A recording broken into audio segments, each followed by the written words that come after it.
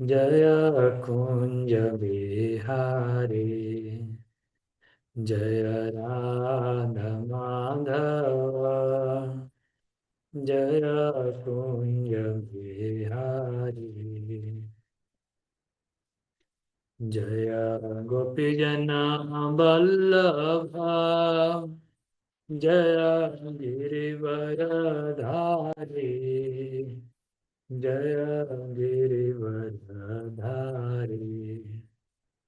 जय गोपीजन वल्लभ। जय गिरिवरधारी जय गिरिवरधारी जय राधा माधव।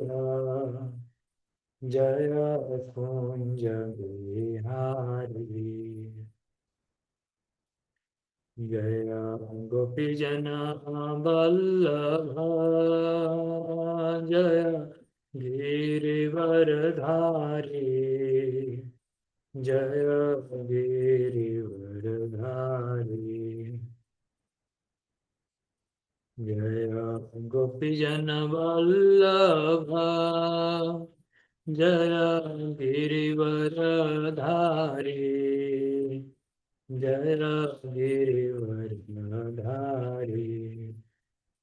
जय यशोदानंदन जय व्रजजनरञ्जन जय यशोदानंदन जय व्रजजनरञ्जन जय यशोदानंदन जय व्रजजनरञ्जन जय यमुनातीरवनचारी जय कुंज बिहारी जय यमुनातीरवनचारी जय कुंज बिहारी जय राधा माधव। जय कुंज बिहारी जय गोपीजन वल्लभ। जय गिरिवरधारी जय गिरिवरधारी जय यशोदानंदन जय व्रजजनरञ्जन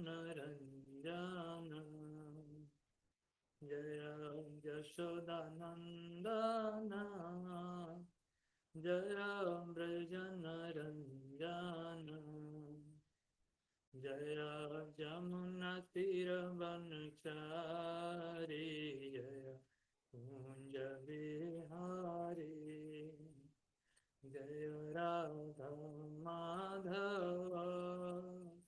जय कुंज बिहारी हरे कृष्णा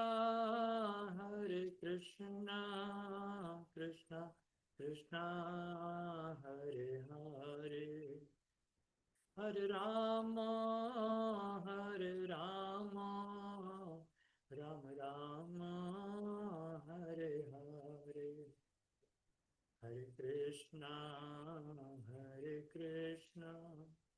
कृष्णा कृष्णा हरे हरे हरे राम राम राम हरे हरे हरे कृष्णा कृष्णा कृष्णा हरे हरे हरे राम राम राम हरे हरे जय राधा माधव राधा माधव जय राधा माधव। जय श्रील प्रभुपाद की जय। राधा श्याम सुंदर की जय। सीताराम लक्ष्मण हनुमान जी की जय। तो आज फिर से भगवान रामचंद्र का गुणगान हम लोग करेंगे। आप लोग सभी ध्यान दे के सुनिए। भगवान की लीलाएं बहुत मनोहर हैं और भगवान का लीलाओं को सुनने मात्र से हमारा हृदय शुद्ध होता है। श्रीमद् भागवतम में कहा गया है कि जन्नाम श्रुति मात्रेण अपमान भवति निष्प्रिय। भगवान का नाम श्रवण मात्र से हमारे हृदय का कल्मश, काम, क्रोध, लोभ, मोह इत्यादि दूर होते हैं। तो फिर नाम उच्चारण करें, भगवान की कथा सुने, उसका कितना फल होगा। इसलिए बहुत ध्यान से भगवान की कथाओं को सुनना चाहिए। सब जगह से मन हटा लीजिए, अब एकदम एकाग्रचित होकर पूरा एब्जॉर्ब होकर सुनिए। अपने मन को कथाओं में एब्जॉर्ब कीजिए, फिर आपको बहुत आनंद मिलेगा कथा में। तो कल कथा हुई थी भगवान के जन्म के बारे में, अहिल्या उद्धार के बारे में, और मिथिला में भगवान जब पहुँचे तो भगवान शिव के द्वारा दिए गए धनुष को उन्होंने उठाया, प्रत्यंचा चढ़ा के धनुष भंग की लीला का वर्णन हुआ। इसके बाद भगवान जब अयोध्या में वापस आए तो कुछ दिन रहे। उसके बाद महाराज दशरथ एक दिन दर्पण में अपना मुख देख रहे थे। हम सभी दर्पण में अपना प्रतिदिन श्रृंगार करते हैं, चेहरा देखते हैं। तो महाराज दशरथ दर्पण में मुख देखते हुए देखे कि कान के समीप में कुछ केश श्वेत हो चुके हैं, अब हेयर व्हाइट हो रहे थे।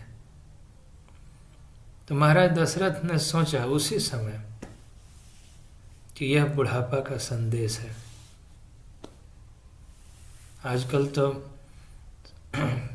सारे केस पक जाएं फिर भी हम चिंतित नहीं होते हैं। महाराज दशरथ का अभी और सब केस नहीं पके, केवल कान के समीप कुछ केस पके थे। तो उसी समय वे सीरियस हो गए और शिक्षा लिए कि यह केस का पकना यह बुढ़ापा का संदेश है, और अपने मन में विचार किए कि अब मुझे राम को राज तिलक दे देना चाहिए, राजपाट देके, बच्चों को धन संपत्ति देकर, और मुझे किसी वन में जाके वृंदावन, जगन्नाथपुरी, मायापुर, वहाँ जाके भगवान का भजन करना चाहिए। शास्त्रों के अनुसार प्रत्येक व्यक्ति को चाहिए कि वो हमेशा घर में आसक्त ना रहे। धीरे धीरे अपने जीवन को ऐसे मोल्ड करना चाहिए। गृहस्थ भक्तों के लिए भी है कि जब अपने पारिवारिक जिम्मेदारी से मुक्त हो जाएं, बच्चे पढ़ लिख लिए, उनका विवाह हो गया, तो उन्हें चाहिए कि बुढ़ापे में कहीं धाम में जाके रहें और रातों दिन भगवान को याद करें, भजन करके फिर शरीर त्याग करें। तो उससे बहुत चांस रहता है कि हम भगवत धाम जा सकते हैं, भगवान को प्राप्त कर सकते हैं। नहीं तो हमेशा चिंता बनी रहती है घर में रहने पर कि कौन खाया, कौन नहीं खाया, कहाँ से धन आएगा। उसका हमेशा कुछ न कुछ, गृहस्थी में इसकी कोई सीमा नहीं है। बेटे का शादी नहीं हुआ तो बेटे का शादी होने के बाद में तब पोता की नौकरी चाकरी, उसकी शादी, तो फिर उसके बाद फिर बेटी का शादी होगा तो दामाद की चिंता। इस तरह से परिवार में हमेशा चिंताएं बनी ही रहती है, और जब तक रहेंगे पूरे परिवार के बीच तब तक पूर्ण रूप से भगवान में मन लगता नहीं है।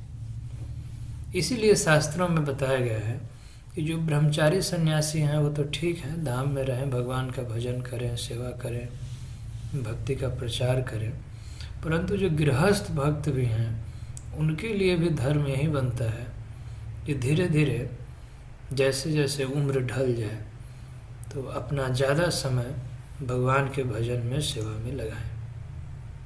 ये ठीक रहता है। नहीं तो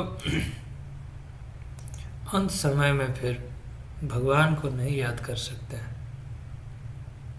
और जो लोग आसक्त होते हैं वे कई बार बुलाते भी हैं कि उसको बुलाओ देख लेंगे, उसको बुलाओ देख लेंगे।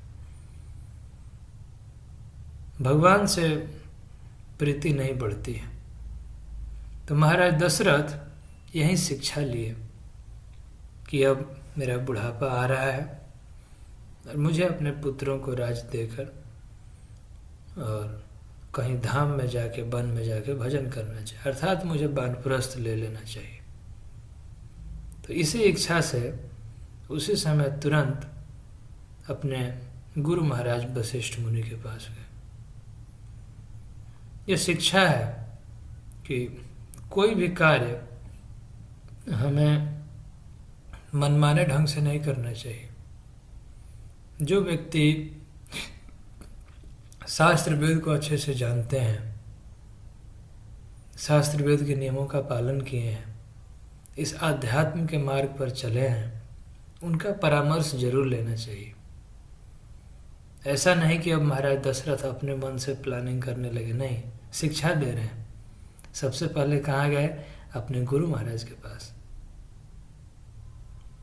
उनसे उन्होंने पूछा कि गुरु महाराज, मेरे मन में ऐसे विचार उत्पन्न हो रहे हैं, क्या ये ठीक है, करना ठीक है? एक शिष्य को ऐसे विनम्र होना चाहिए।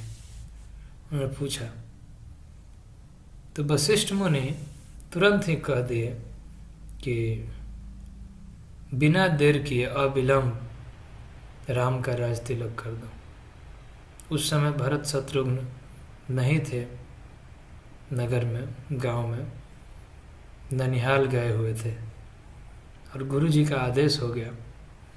तो जल्दी जल्दी में महाराज दशरथ राज तिलक की तैयारी करने लगे। इसके बाद विस्तार से आप लोग कथा जानते हैं कि कैसे अपने ही परिवार में मिसअंडरस्टैंडिंग हुआ। सब भगवान की इच्छा से हुआ, परंतु हम लोगों के लिए बहुत बड़ी शिक्षा है। प्रभुपाद जी इन सब बातों के बारे में व्याख्या करते हुए लिखे हैं कि सब कुछ ठीक था, लेकिन कैकेयी को मंथरा की बात नहीं सुननी चाहिए थी। ये एसोसिएशन का बहुत फर्क पड़ता है। हम किसकी संगति कर रहे हैं, किसकी बात सुन रहे हैं। हमेशा हमारे जीवन में यह चॉइस रहता है कि हम शास्त्र की बात सुनेंगे कि अपने मन के बात सुनेंगे। हम साधु गुरु शास्त्र के अनुसार चलेंगे कि हम भौतिक जगत में किसी दूसरा व्यक्ति के निर्देशन में चलेंगे। ये सब हमेशा रहेगा। आप प्रैक्टिकली अपने जीवन में देख सकते हैं। माया और कृष्ण, भगवान और माया में हमेशा चॉइस रहता है। तो मनुष्य को चाहिए कि अपने बुद्धि का उपयोग करके और फ्री विल, स्वेच्छा का सही उपयोग करे, सही निर्णय ले। मंथरा ने गलत किया, कैकेयी ने गलत किया। सबसे पहले कैकेयी को ये नहीं बताना चाहिए था मंथरा को कि महाराज मुझे क्या वचन दिए हैं। महाराज दशरथ कैकेयी को वरदान दिए थे, वचन दिए थे कि मैं तुम्हारी 2 इच्छाएं पूरी करूंगा, जो भी मांगोगे दे देंगे। तो यह बात किसको बताई? अगर अपने गुरु महाराज को बताई होती, कोई स्पिरिचुअली इनलाइटन भगवान के शुद्ध भक्त को बताई होती तो ठीक था। लेकिन वो किसको बता दी? ऐसे व्यक्ति को जो जिसको आध्यात्मिक जीवन से कोई लेना देना नहीं है। परिवार का किसमें भलाई है, किसमें कल्याण है, ये नहीं जानती थी वो। मंदमती, रामायण में लिखा है कि मंथरा मंदमती, और उसका एसोसिएशन करके ही करने लगे। इतना विश्वास करने लगे कि उसकी बातों में आके ऐसा वरदान मांगे महाराज दशरथ से कि राम को 14 वर्ष के लिए वनवास और भरत को राज्य देने के लिए तो महाराज तुरंत तैयार हो गए। कहे कि भरत भी मेरा पुत्र है, उसको तो मैं राज्य दे दूंगा, परंतु राम को वन में मत भेजो। फिर भी कैकेयी यही सोच रही थी, नहीं मंथरा ने कहा है, मंथरा मेरा बहुत भला चाहती है। तो जब कोई व्यक्ति अपने बुद्धि का सदुपयोग नहीं करता है तो फिर ऐसा ही होता है, वो भ्रम में पड़ जाता है, मिसअंडरस्टैंडिंग। और कैकेयी के साथ ऐसा ही हुआ, भ्रम में पड़ गई। मंथरा ने यहाँ तक कह के कन्विंस किया कि अरे राम राजा बने चाहे भरत राजा बने, मुझे क्या मिलेगा, मैं तो दासी ही रहूंगी, तुम्हारे हित की बात कर रही हूँ। ये सब सुन के कैकेयी सोचने लगे कि सही में मेरे हित की बात कर रही है। तो इसलिए मनुष्य को चाहिए कि गलत एसोसिएशन से हमेशा बचें, सावधान रहें। इसके बाद आगे जो हुआ आप लोग जानते हैं। महाराज दशरथ नहीं चाहते थे, फिर भी अपने वचन की रक्षा के लिए उन्होंने नहीं कहा, परंतु भगवान अपने पिता के वचन की रक्षा के लिए घर त्याग दिए। श्रीमद् भागवतम में 11वें स्कंद में महाराज निमि के यज्ञ में ऋषभ देव के 9 जोगेश्वर पुत्र थे, उनका प्रवचन हुआ है। तो उसमें युग धर्म के बारे में चर्चा है। तो उसमें युग अवतारी चैतन्य महाप्रभु के बारे में भी बताया गया है। तो उसी में पूछा गया है प्रश्न कि कलयुग में आराध्य कौन कौन होंगे। तो उसमें एक श्लोक आया है, त्यक्त्वा सुदुस्त्यज सुरेप्सित राज्य लक्ष्मी धर्मिष्ठ आर्य वचसा यदगाय अरण्यम माया मृगम दैतयप्सित अनुधावत। ऐसे भगवान कलयुग में आराध्य होंगे जो सुरक्षित देवताओं के राज्य से भी बढ़ के, ऐसे राज्य जिसकी इच्छा देवता भी करते थे, इतना बड़ा वैभव, अयोध्या का धन संपत्ति सब त्याग के और पिता के कहने पर वन में चले गए। और माया मृग के पीछे दौड़े। किसके कहने पर? अपनी प्रिया सीता माता के कहने पर, श्री सीता जी के कहने पर माया मृग के पीछे दौड़े। ऐसे भगवान कलयुग में आराध्य होंगे। अब इसकी व्याख्या विश्वनाथ चक्रवर्ती ठाकुर चैतन्य महाप्रभु भगवान श्री कृष्ण पर भी किए हैं। तो तीनों कलयुग में आराध्य हैं। जब पिता की आज्ञा हुई तो भगवान वन में जाने लगे। उस समय सच्चे प्रेम का प्रदर्शन हुआ है रामायण में। कैसे भगवान से प्रेम किया जाता है हम देख सकते हैं। अयोध्या के लोग ऐसे व्याकुल हो गए जैसे ऐसे बताया कि सूख गए। सूखने का अर्थ है जैसे पेड़ को कोई काट दिया जाए, चाहे जड़ से उखाड़ दिया जाए, तो जैसे लता पता सूख जाती है, ऐसे लोग सूख गए थे। जो जहाँ था वहीं बेसुध पड़ा हुआ था। सब लोग कैकेयी को दोषी कर रहे, गाली दे रहे थे और राम से प्रार्थना कर रहे थे कि मत जाओ हमें छोड़ के। जब भगवान रथ पर चले और सुमंत्र जी रथ हाँक रहे थे तो पूरे अयोध्या के लोग पीछे पीछे चल दिए।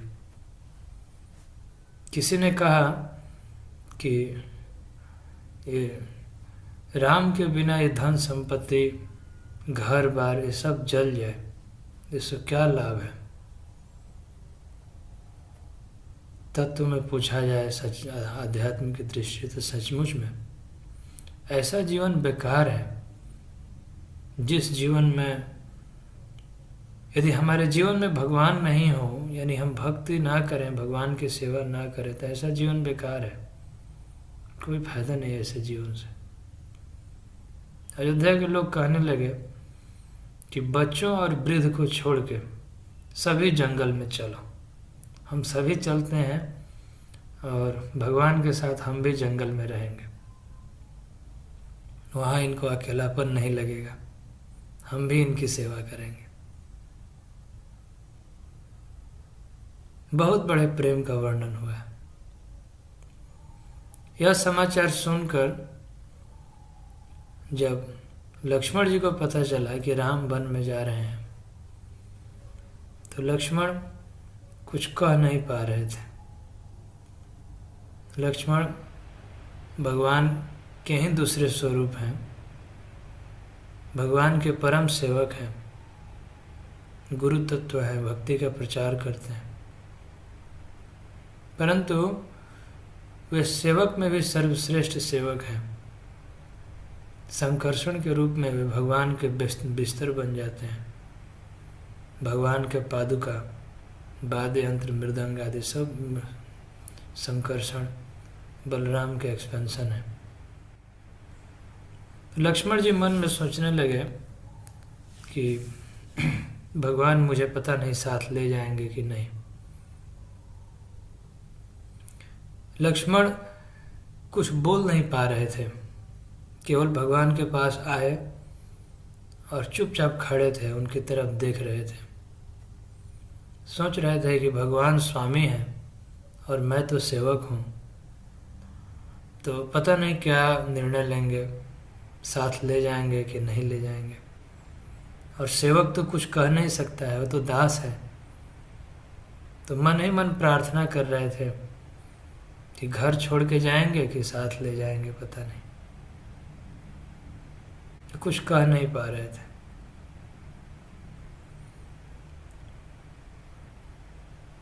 अंत में चुप रहते रहते भगवान के चरण में प्रणाम किए और इच्छा किए कि मैं भी आपके साथ चलूँगा। भगवान समझाने लगे, कहने लगे लक्ष्मण स्थिति पर विचार करो, अभी घर पे कोई नहीं है, पिताजी वृद्ध हैं, भरत और शत्रुघ्न भी नहीं है, यहाँ राजकाज करो, प्रजा की देखभाल करो, और वन में तुम क्यों जाओगे?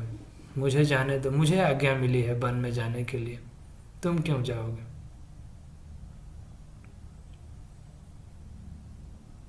यह सुनकर लक्ष्मण व्याकुल हो गए। वे कहने लगे कि राजकाज तो मैं तब देखूंगा मैं जिंदा बचूंगा, आपके बिना तो मैं निष्प्राण हूं, मेरा शरीर रहते हुए भी प्राण निकल जाएंगे आपके बिना। सचमुच में लक्ष्मण का प्रेम ऐसा था कि वे विरह सह नहीं सकते थे। भरत की भक्ति अलग है। भगवान ने कहा है हनुमान जी से कि तुम मम प्रिय भरत सम भाई, तुम बहुत प्रिय हो, भरत जैसा मुझे प्रिय हो। भरत की भक्ति सेपरेशन में भी प्रलंबा भाव में है, परंतु लक्ष्मण जी की भक्ति वो सेवक के रूप में है, जो कभी भगवान से दूर नहीं हो सकते। तो लक्ष्मण जाना चाहते थे। जब भगवान ने रोक दिया, कहने लगे कि नहीं, घर पे ही रहो, सबका हित करो, सबको देखभाल करो, तो लक्ष्मण बिलख बिलख कर रोने लगे, जैसे एक बच्चा रोता है, और कहने लगे कि मैं आपकी सेवा के लिए चलना चाहता हूँ। जंगल में आपके लिए फल मूल कंद ढूंढ के ले आऊँगा, आपका चरण दबाऊँगा, आपके पैर में कांटे चुभ जाएंगे तो उसको निकालूँगा, आपके लिए बिस्तर लगाऊँगा। इस तरह से सेवा करने के लिए मैं आपके साथ चलना चाहता हूँ। तरह तरह से अपने भाव प्रकट किए और अंत में कह दिए कि अगर आप साथ नहीं, यदि आप साथ नहीं ले जाएंगे तो मैं जीवित नहीं बचूंगा, मैं अपना प्राण त्याग दूंगा। तो भगवान समझ गए। भगवान कहे ठीक है चलो, लेकिन पहले अपनी माता से आज्ञा ले लो। तो लक्ष्मण अपनी माँ के पास गए, सुमित्रा जी के पास। सुमित्रा जी और लक्ष्मण जी का कन्वर्सेशन बहुत बड़ा है, मैं संक्षेप में बताऊंगा।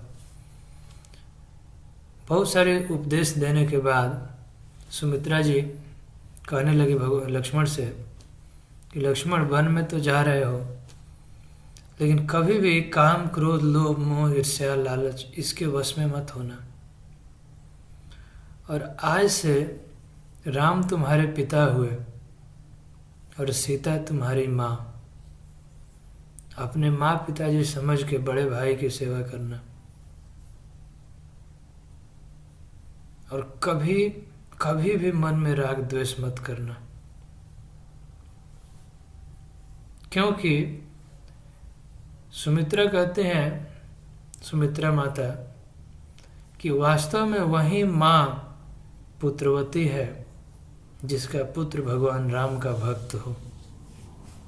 सुमित्रा कहते हैं कि मुझे आज तुम्हें जन्म देना सार्थक हो गया, क्योंकि तुम राम के भक्त निकले।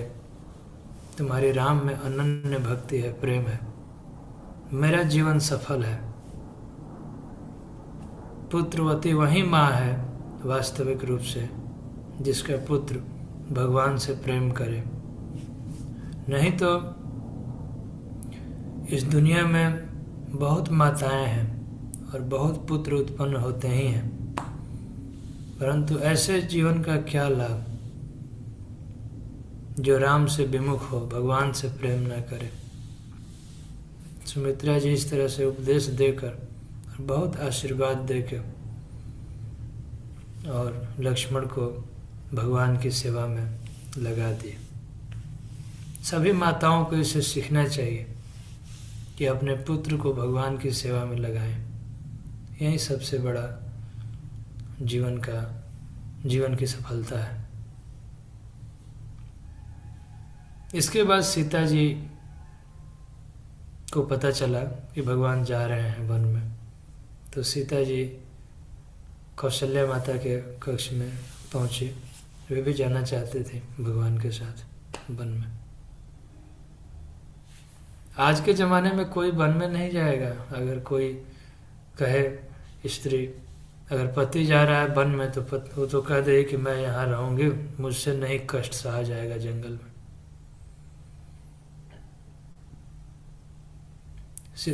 सीता जी को भगवान समझाना शुरू किए। भगवान कहने लगे कि सीता, तुम राजकुमारी हो, राजा की पुत्री। तुम्हारे अंदर वन के दुख को सहने की क्षमता नहीं है।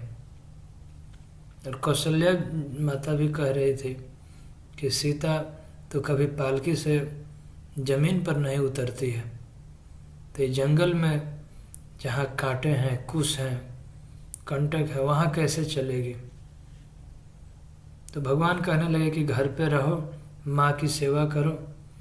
और सीता, तुम्हारे लिए ये मैं उपदेश देता हूँ कि जब जब मेरी माँ मुझे याद करेगी तो उस समय पुराणों की कथा, शास्त्रों की कथाएं, सीता जी बहुत वेद शास्त्र पढ़ी थी, तो भगवान कहते हैं कि उस समय वेद शास्त्रों की कथाएं, भगवान के अवतार कथाओं के बारे में कह के मेरी माँ का मनोरंजन करना, मन बहलाना।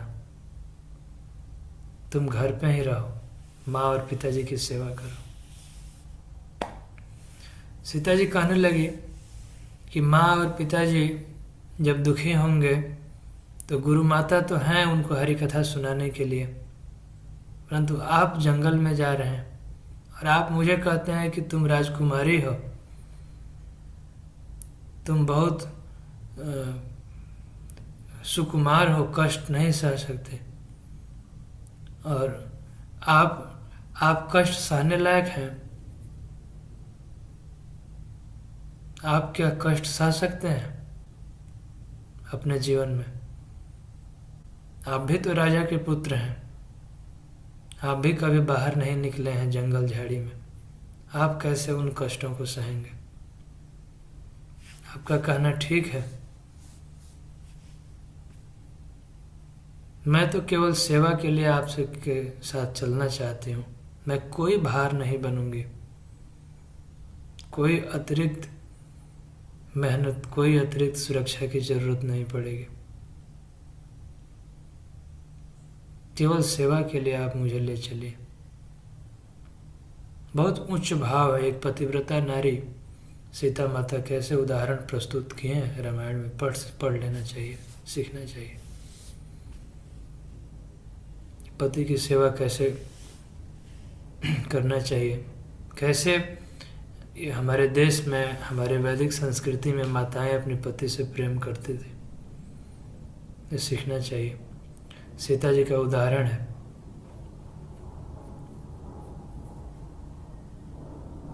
वैदिक कल्चर यही है कि पति के बिना उस स्त्री के जीवन में कुछ नहीं है। जैसे एक सच्चे शिष्य के लिए उसका सब कुछ उसका गुरु ही होता है, उसी तरह एक पतिव्रता स्त्री के लिए सब कुछ उसका पति ही है। पति की सेवा करना ही उसका धर्म है। अगर अपने पति को छोड़ के किसी दूसरे पुरुष के बारे में स्वप्न में भी चिंतन हो, थोड़ा बहुत भी चिंतन हो, तो ये ठीक नहीं है, ये पाप है।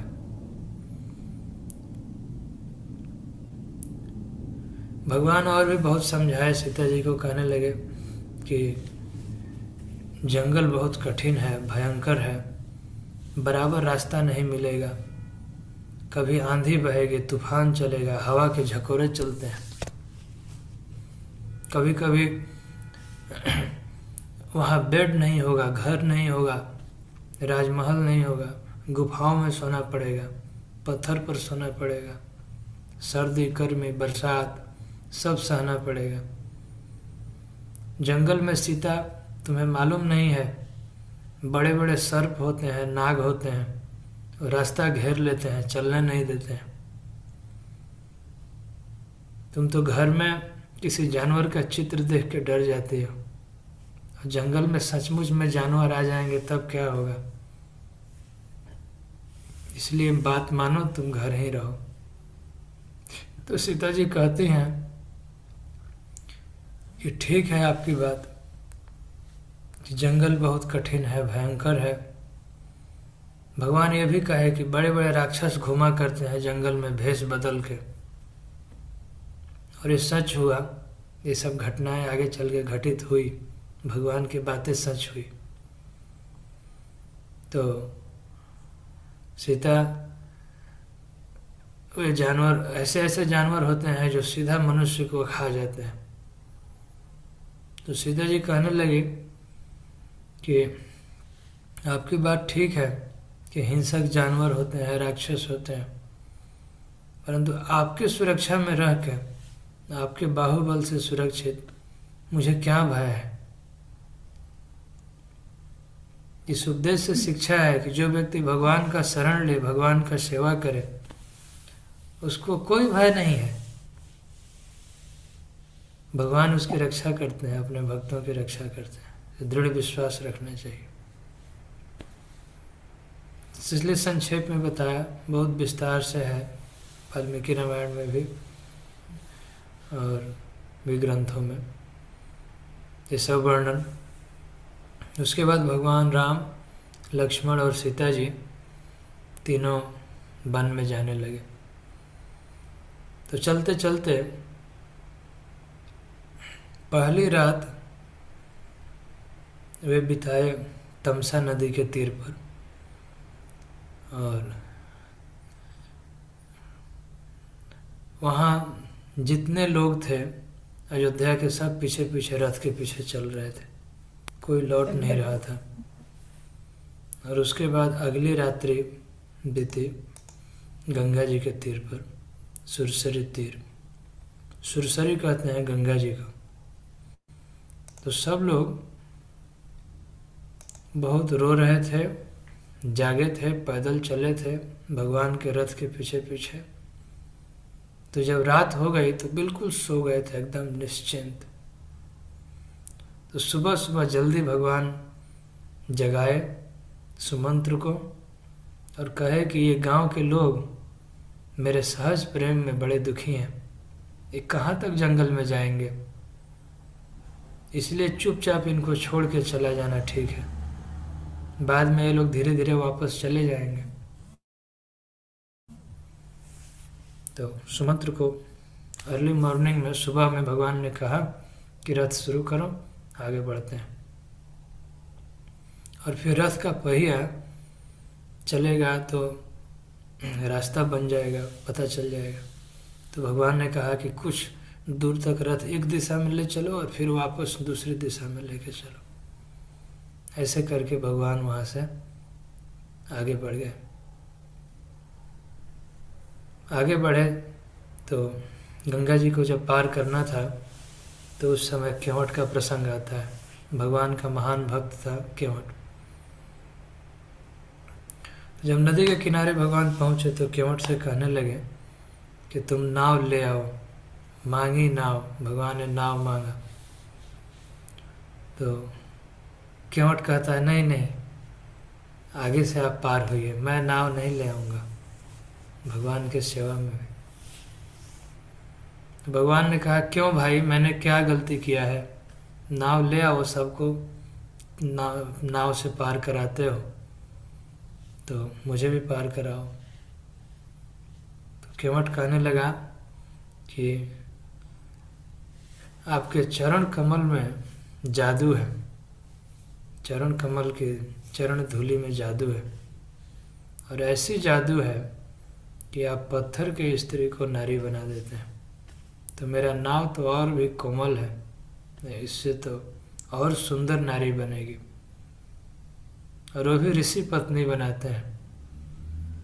तो मैं कोई दूसरा पढ़ाई लिखाई नहीं किया हूँ, कोई दूसरा पैसा नहीं जानता हूँ, मेरी जीविका कैसे चलेगी, जीविका तो नष्ट होगी ही, और साथ में एक और पत्नी का खर्चा मैं कैसे चलाऊंगा। एक केवट विनोद कर रहा है। रागानुगा भक्ति में कभी कभी भक्त भगवान के साथ विनोद कर सकते हैं। तो केवट मजाक कर रहा था भगवान से, और लक्ष्मण थोड़ा नाराज हो रहे थे कि क्यों मजाक कर रहा है। भगवान को तो वहाँ बहुत सारे नाविक थे, परंतु भगवान को तो अपने भक्त से सेवा लेना था। तो ये ध्यान रखना चाहिए कि बहुत सारे लोग हैं, परंतु भगवान किसी किसी से सेवा लेना चाहते हैं। तो बहुत केवट थे वहाँ, नाविक। गंगा जी का घाट था तो और भी नाविक होंगे, परंतु भगवान उसी केवट से सेवा लेना चाहते थे, क्योंकि पूर्व जन्मों में उसने बहुत भक्ति की थी। भगवान उससे कहने रिक्वेस्ट कर रहे हैं कि क्यों भाई, क्या करो, कैसे बताओ, क्या कर सकते हो, किसी भी तरह से मुझे नाव पर चढ़ाओ। तो उसने कहा कि पहले मैं आपका चरण धोऊंगा, चरण धोने के बाद में थोड़ी भी धूल मिट्टी उसमें ना रह जाए, और उस पानी को पी के देखूंगा। अगर मेरे ऊपर कोई जादू टोना असर नहीं हुआ तब मैं आपको नाव पर चढ़ाऊंगा। एक्चुअल में भगवान का चरण धोना चाहता था, चरणामृत लेना चाहता था। तो भगवान ने कहा ठीक है जल्दी ले आओ जल। इतनी छोटी सी बात के लिए तब से बहस कर रहे हो, अरे चरण धो लो, कोई बात नहीं, जल्दी नाव पे चढ़ाओ, नहीं तो अयोध्या के लोग आ रहे हैं बुलाने के लिए। तो गंगा जी का जल लाया कठौते में, बहुत प्रेम से भगवान का चरण धोया, और कई पीढ़ी का उद्धार हो गया। केवट का उद्धार तो हुआ ही, उसके कई पूर्वज। श्रीमद् भागवतम में प्रहलाद महाराज अपने शिक्षाओं में कहे हैं, यदि कोई एक व्यक्ति भी भगवान का भक्त बन जाए तो पूरे वंश का, पूरे कुल का उद्धार हो जाता है। तो केवट की भक्ति से उसके पूर्वजों का भी उद्धार हो गया। उसके बाद भगवान को नदी पार कराते समय वह जल्दी से पार नहीं करा रहा था, गंगा जी की धारा में थोड़ा आगे ले जाता था, फिर पीछे ले आता था। वो चाह नहीं रहा था कि भगवान नाव से उतर जाए। जब भक्तों के संग में इतना आनंद आता है तो डायरेक्ट भगवान का संग मिला है तो क्यों छोड़ेगा। उसको तो बहुत मजा आ रहा था, फिर भी नाव से पार करा दिया। और जब भगवान दूसरी तरफ नाव से उतर के बालू पर खड़े हुए, तो भगवान मन में सोचने लगे कि ये गरीब आदमी है, इसको कोई ना कोई मजदूरी देनी चाहिए। तो कुछ भी भगवान लेके नहीं आए थे अयोध्या से, हाथ खाली था, पॉकेट भी नहीं था, कुछ नहीं था। साधु के वेश में वल्कल वस्त्र धारण करके जटा बना के चल रहे थे। तो सीता जी तुरंत भगवान के हृदय की भाव समझ गए। उनके हाथ में अंगूठी थी, सीता जी ने एक अंगूठी निकाल के दिया भगवान को, और वही अंगूठी मुद्रिका भगवान उस केवट को देने लगे। कहने लगे कि ले लो, ये तुम्हारी मजदूरी है, तुमने हमें नदी पार कराया। केवट व्याकुल होकर भगवान के चरण में गिर गया और कहने लगा कि बहुत काल से मैं मजदूरी कर रहा था, आज क्या नहीं मिला मुझे। कोटि कोटि जन्म, करोड़ों जन्म ऋषि मुनि ध्यान करते हैं, भक्त भजन करते हैं, फिर भी भगवान का चरण कमल नहीं मिलता है, और आज वही चरण कमल मुझे मिला। आज क्या नहीं मिला है? अब इस अंगूठी की क्या ज़रूरत है?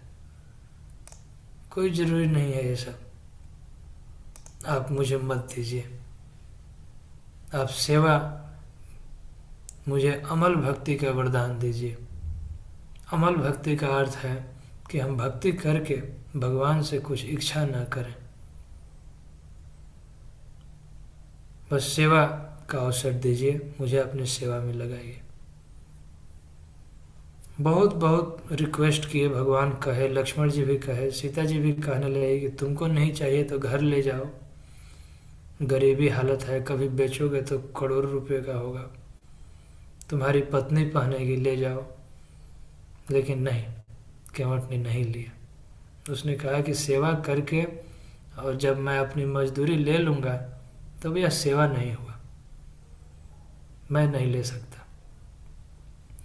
और फिर अंत में कहता है कि भगवान, आप जब लौटेंगे जंगल से तो इसी रास्ते से आइएगा, तो उस समय आप जो आप देंगे मैं ले लूँगा।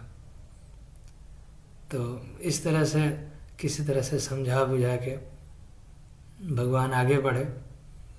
वही मुद्रिका, वही अंगूठी भगवान के पास थी। जब सीता हरण हो गया तो वही मुद्रिका भगवान दिए थे हनुमान जी को, जिसको हनुमान जी अशोक वाटिका में सीता जी को पहचान के रूप में दिए थे। आगे जंगल में भगवान गए तो कई ऋषि मुनियों से भेंट हुई। और इधर अयोध्या में जब भरत जी लौटे तो भरत जी एकदम व्याकुल हो गए। उनकी माँ मंथरा के बहकाव में आके बहुत प्रसन्न थी। वो सोच रही थी कि भरत बहुत खुश होगा कि मेरी माँ ने बहुत बढ़िया किया, मेरे लिए धन जमा किया, धन क्या राज्य ही ले लिया कपट करके। आज के ज़माने का पुत्र जरूर खुश हो जाएगा कि मेरी माँ ने बहुत अच्छा किया मेरे लिए। परंतु भरत को थोड़ी भी खुशी नहीं हुई। वे तो व्याकुल हो गए जैसे ही उनको पता चला कि राम वन में चले गए। और इधर दशरथ महाराज व्याकुल होकर शरीर त्याग दिए पुत्र नहीं, भगवान के विरह में। पुत्र का विरह तो मनुष्य सह लेता है, परंतु आध्यात्मिक लेवल में यदि कोई शुद्ध भक्त है तो भगवान का विरह नहीं सह सकता। जैसे लक्ष्मण और सीता बोल रहे थे कि आप छोड़ के चले जाएंगे तो हम शरीर त्याग कर देंगे, तो ये बढ़ा चढ़ा के नहीं कहा गया है रामायण में। सचमुच में जैसे महाराज दशरथ शरीर त्याग दिए ऐसे हो भी सकता था। तो इसके बाद भरत जी तैयारी किए और वन में गए भगवान को मनाने के लिए। भरत की भक्ति एक अलग तरह की भक्ति है। लक्ष्मण तो साथ में रह के सेवा करते थे, परंतु प्रतिदिन भगवान का दर्शन करते थे, भगवान को प्रणाम करते थे, उनका एसोसिएशन था, संग था। और भरत के जीवन में आप देखेंगे तो ये बात केवल भरत ही समझते थे कि वे राम से प्रेम करते हैं। बाकी लोग, सारी दुनिया भरत को बेकार समझते थे। सब लोग यही सोचते थे कि ये भरत लालची है, बेकार है, इसकी हर तरफ से भरत को ताने सुनने पड़ते थे। भरत को पूरा समाज कोई अप्रिशिएट नहीं कर रहा है, सोचिए। और फिर भी भरत भगवान से सच्चा प्रेम किए। भरत अपनी सेना, गुरुजनों के साथ, माताओं के साथ चल दिया अयोध्या से चित्रकूट, भगवान को मनाने के लिए कि उनको वापस लेके आना है कैसे भी। उनका भाव बहुत ही सरल था और मन में भगवान को याद करके अन्न जल त्याग कर दिए थे भरत जी। जब भरत चले अयोध्या से तो रास्ते में कहीं कहीं बालू पर, नदी के किनारे भगवान के चरण चिन्ह दिखाई दिए। तो उस चरण को देखकर भरत व्याकुल होकर, मूर्छित होकर गिर जाते थे।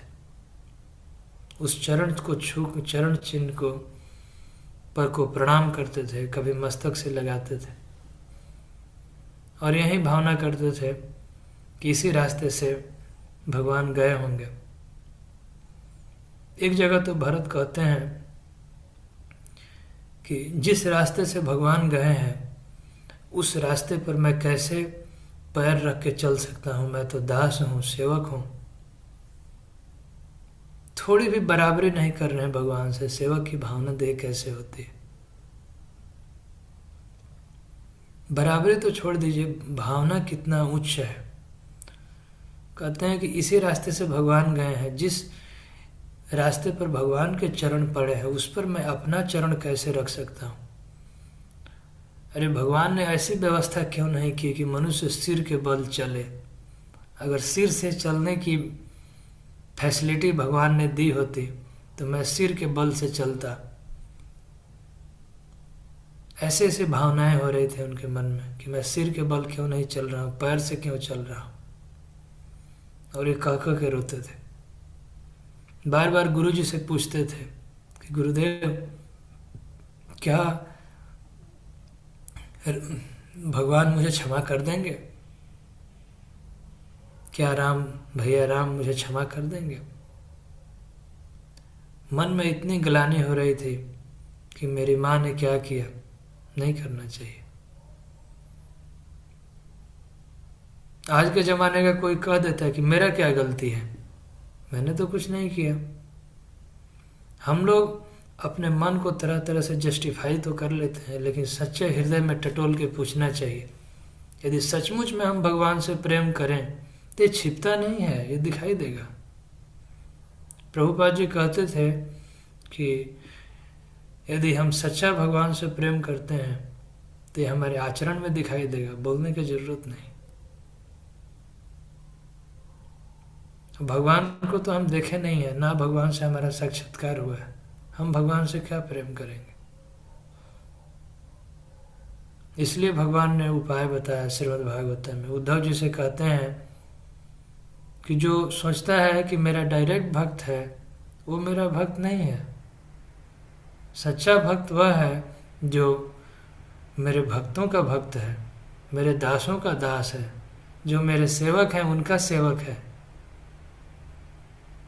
दासानुदास।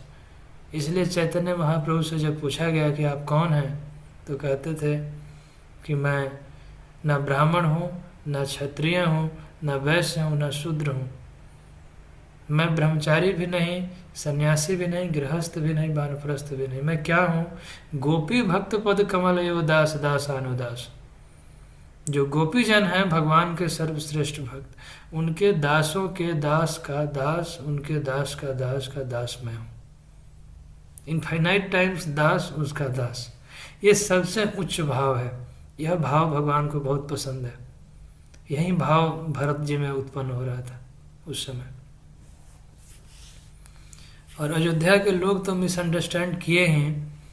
जब चित्रकूट में पहुंचे तो लक्ष्मण जी भी मिसअंडरस्टैंड करने लगे, कहने लगे कि अकेले आ रहा है, अकेले आना चाहिए, मिलने आ रहा है, तो इतनी बड़ी सेना लेके क्यों आ रहा है।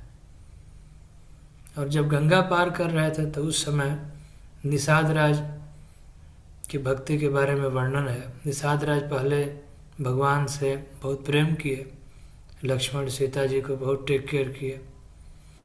और जब भरत जी आ रहे थे तो निषाद राज सोचने लगे कि ये भरत राम को मारने जा रहा है,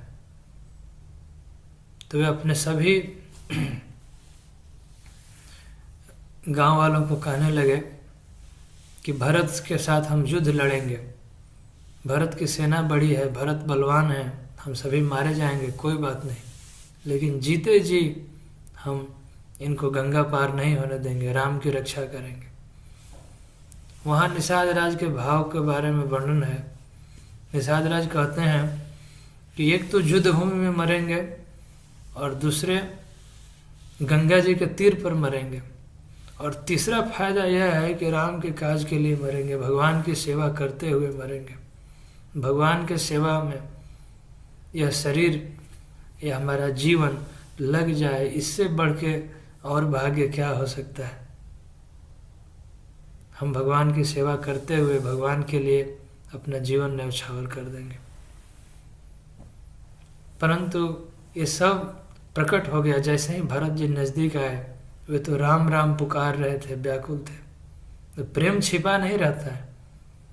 निषाद राज को देख के वे गले से लगने लगे और रो रो के पूछ रहे थे कि राम कहाँ है। निषाद राज समझ गए कि ये तो मिलने जा रहे हैं, प्रेम से जा रहे हैं, युद्ध करने नहीं जा रहे।